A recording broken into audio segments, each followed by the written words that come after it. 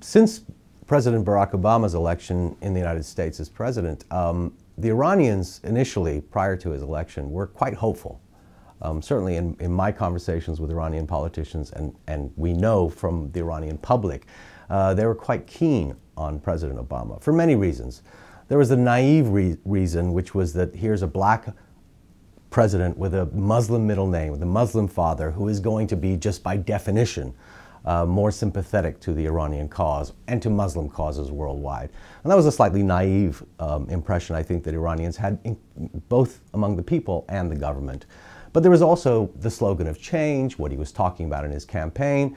And I think there was some serious hope that inside Iran that his presidency would mark a departure from previous American policy toward Iran, and it would actually open up the possibility of at least dialogue initially and then possibly relations afterwards. President Obama seemed, initially at least, to be also keen on reaching out to the Islamic Republic. He talked about it in his inaugural speech. Subsequent to that, he addressed the Iranian people as well as the Islamic Republic of Iran, the government of the Islamic Republic of Iran, in a New Year's message. And then the elections caused, I guess, a lot of debate inside Washington, inside the Beltway in Washington, about what the proper response to the election crisis in Iran was going to be.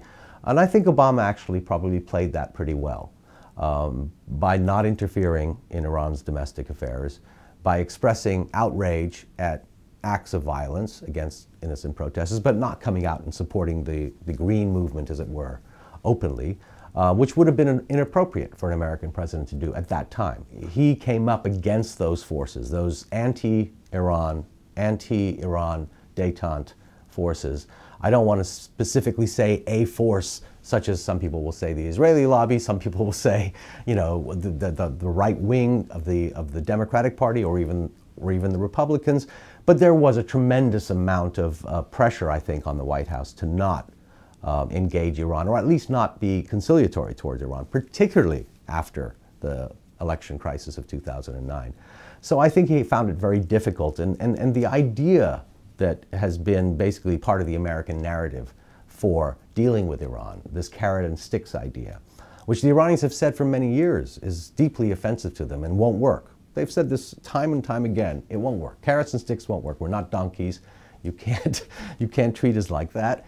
I think that it's very hard to break that. That's something that the State Department believes in, it's something the President believes in, it's something the White House believes in, and they continue that. They put the pressure on Iran, and at the same time leave the door open for negotiations. When the Iranians say we won't negotiate under pressure.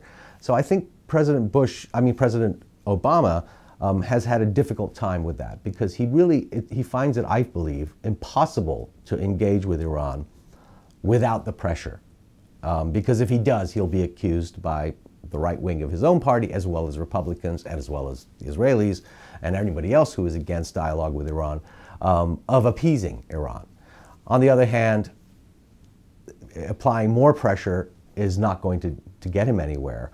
So he's caught in this position right now where, you know, he really can't do anything. You can see that, or you should be able to see that, actually, if the United States and Iran were able to have dialogue, were able to have a détente, even have relations, and able to solve at least the initial big crisis, which is the nuclear crisis, then it would actually open up some room, breathing room, for any opposition inside Iran, because the opposition constantly gets accused of being on the American payroll, or being an American plot to overthrow the regime or to undermine the regime. And once that's gone, it's my belief, at least in conversations I've had with people inside Iran, that once that element of, you know, paranoia is removed from the Iranian government, it actually would open up civil society a little bit better.